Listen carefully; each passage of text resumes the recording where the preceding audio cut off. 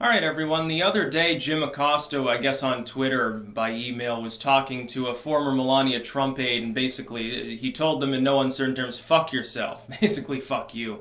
And a lot of people were like offended by this. I wasn't. I'm like, yeah, I say fuck all the time. I don't care. Here's what I have a problem with. I don't have a problem with Jim Acosta saying fuck you. I don't have a problem if Jim Acosta uses like racist humor or something. It's like when these people make jokes about how bad they think white people are or whatever.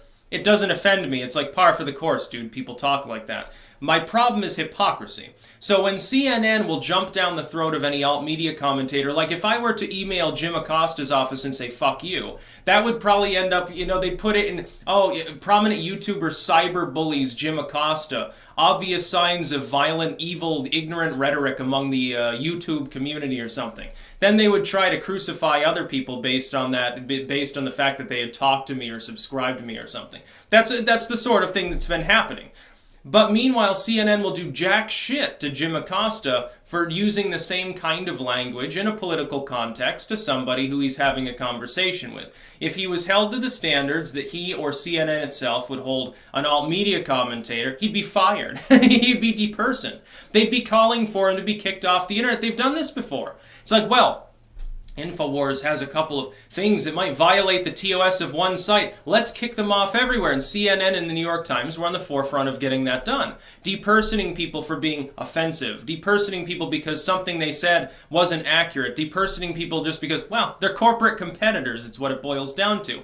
But Acosta will get in no trouble, despite the fact that he's antagonistic towards other people. And meanwhile, CNN comes out and says, well, someone flipped off Jim Acosta. Oh my God, it's terrible. Somebody raised their voice. This old woman called him fake news. I was so upset. I was so intimidated, says Jim Acosta, who's got, he's rich enough to hire the private security. He's probably carrying a piece anyway, and he's got 5 or 6 fucking staffers and cameramen around him.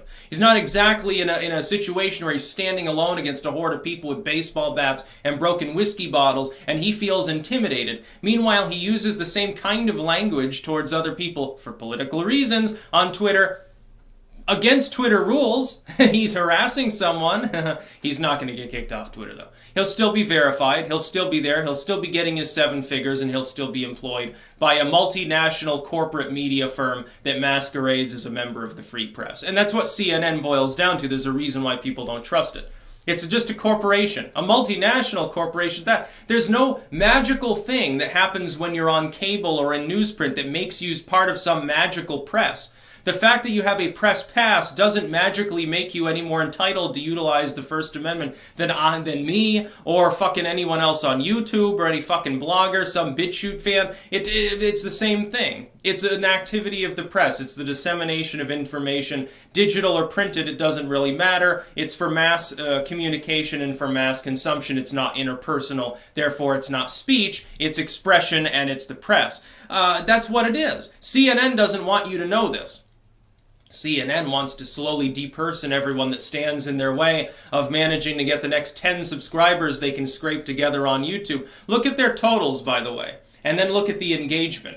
The difference is vast compared to maybe an alt-media commentator. You look there at the number of comments they get, the number of people sharing their material around, liking it or whatever, talking about it, even responding to it.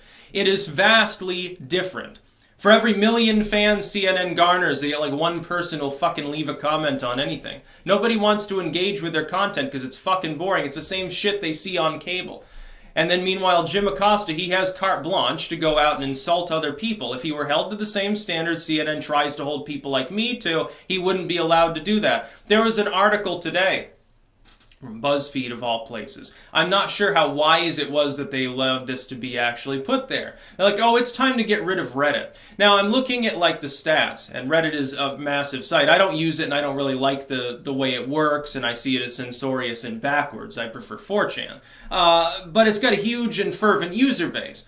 Antagonizing a site like that is full of people who troll and is full of people who do have an afternoon potentially to shitpost on everything BuzzFeed has ever published, not the greatest idea. It's punching a hornet's nest. Not great. It'd be like, you do that to 4chan, you do that to any well-organized site that has a lot of trolls on it, you're fucked. Hillary Clinton did this with her deplorables comments when she was talking about the alt-right, online bullying, fucking intimidation, the stuff she now supports, intimidating and being uncivil to people. And this is just a sign of the times. Like Jim Acosta, he will insult people and he'll say fuck you, and he expects to be shielded from repercussions because he's got the big salary and he can drink the expensive gin and smoke the Cuban cigars and shit and live in a penthouse. Meanwhile, you're a little prole. You're not supposed to talk like Jim Acosta is. It's sort of like the same mentality during the WikiLeaks releases. Oh, just let us read them, folks.